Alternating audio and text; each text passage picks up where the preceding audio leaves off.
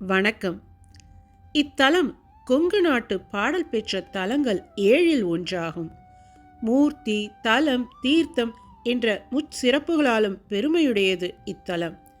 நல்லதொரு வரலாறும் நயன்மிகு புராணங்களும் கொண்டதாய் அம்மையும் அப்பனும் கலந்ததொரு திருவுருவில் அம்மையப்பனாய் இறைவன் இத்திருத்தலத்தில் எழுந்தருளி நிற்கும் சிறப்பு வேறு எந்த தலத்துக்கும் இல்லாத ஒன்றாகும். தேவாரம், திருவாசகம், பெரிய புராணம், திருப்புகழ், கந்தர் அனுபூதி, கந்தர் அலங்காரம் முதலான திருநூல்களில் இக்கோவில் போற்றப்படுகிறது. இத்தகைய பெருமை மிக்க கோவில்தான் நாமக்கல் மாவட்டத்தில் உள்ள திருச்செங்கோடு என்னும் இத்திருக்கோவிலாகும். இம்மலை கோவிலை மலைத்தம்பிரான் கோவில் என்றும் மக்கள் அழைக்கின்றனர். துணை கோவில்களும் சார்ந்த இணைக்கப்பெற்ற கோவில்களும் இத்திருக்கோவிலுக்கு உண்டு.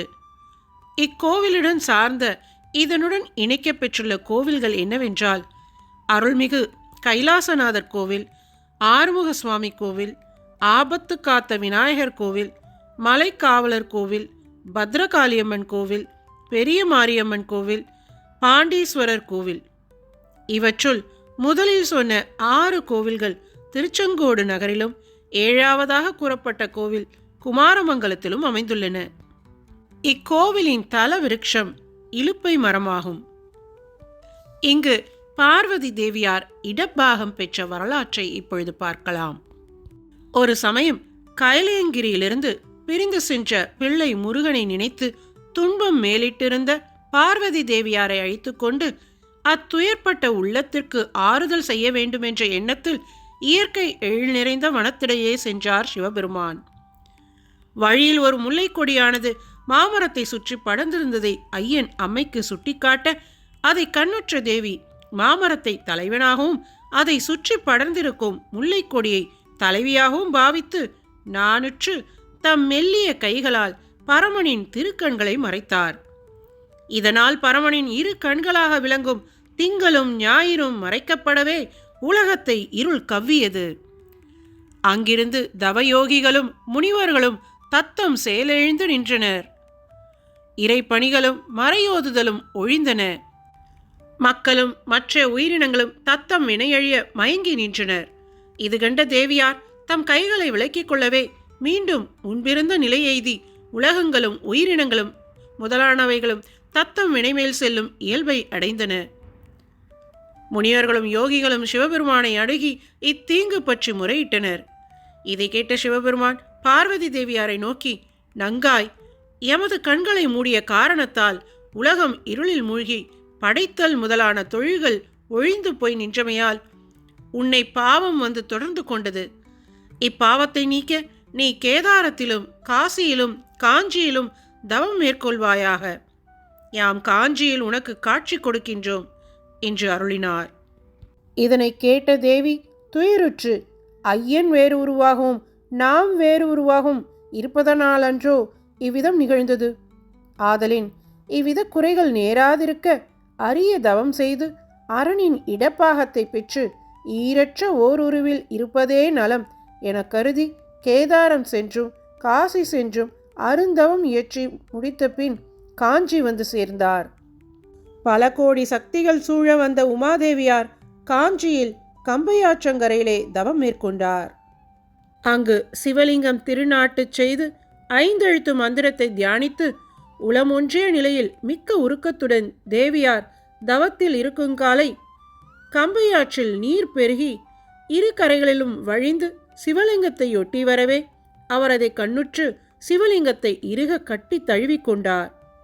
இது கண்ட சிவபிரான் கருணை கொண்டு அங்கு தோன்றி மனோன்மணியை தழுவி அவரை வாழ்த்தி வேண்டும் வரம் கேள் என்று கூறினார். சிவபிரானின் திருவாக்கை கேட்டு இன்புற்ற தேவியார், ஐயனே, தேவரீருடைய திருமேனியின் இடப்பாகம் தந்தருள வேண்டும் என கேட்டார். அதற்கு சிவபெருமான், தேவி, எமது கண்களை மூடியதால் ஏற்பட்ட பாவத்தை காஞ்சியில் செய்த தவத்தினால் நீங்க பெற்றாய். இனிமேல் நமது கருணையை அடைய விரும்பினால் திருவண்ணாமலைக்கு சென்று அங்கு தவம் மேற்கொள்வாயாகில் அங்கு அருள் செய்கின்றோம் என்று கூறி அருளினார். அவ்வண்ணமே தேவியார் திருவண்ணாமலையில் தவம் ஏற்றி இருக்கையில் சிவபிரான் அங்கு வந்து தேவியை பார்த்து, உமது எண்ணம் அறிந்தேன்.